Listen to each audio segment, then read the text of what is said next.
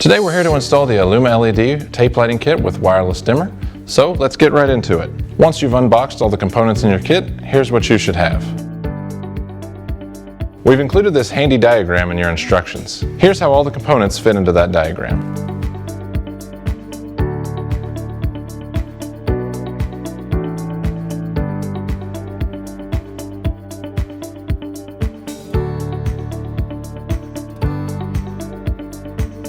You could easily substitute a puck light in for the tape lighting in a similar installation.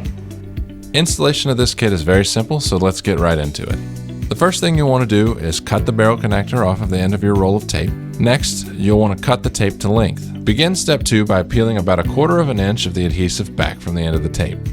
Next, insert the tape into the end of the provided 8mm connector and screw down the associated screw terminals. Make sure your wire is properly run. In this situation, I'm running from the receptacle above the microwave. I'm also pulling the wire down between the cabinet and the microwave. For best connection, strip the ends of the wire, then twist them together and fold them over. Maintaining polarity is important when connecting the wire to the tape light. You'll see the 12-volt positive marking on your tape light. Connect the red wire to the screw terminal on that side. The black wire connects to the negative terminal on the opposite side.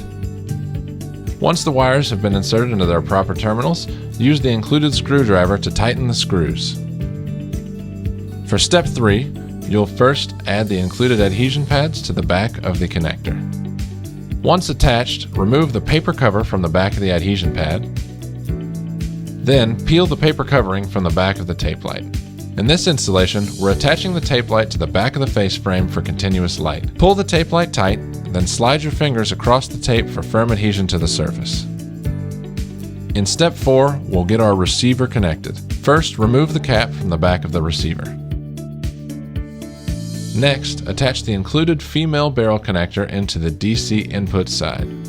Be sure to maintain polarity again by attaching the black wire to the negative terminal and the red wire to the positive terminal.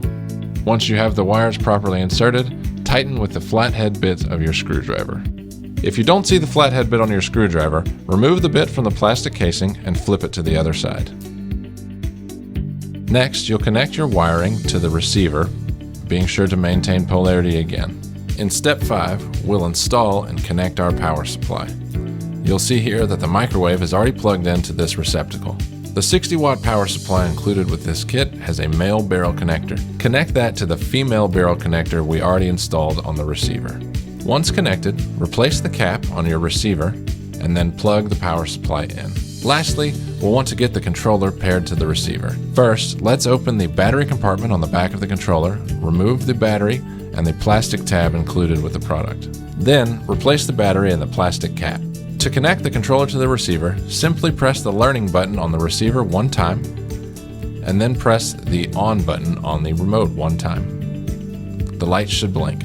If you ever need to unpair or reset the connection at any time, simply hold the learning button for 7 seconds until the lights blink again.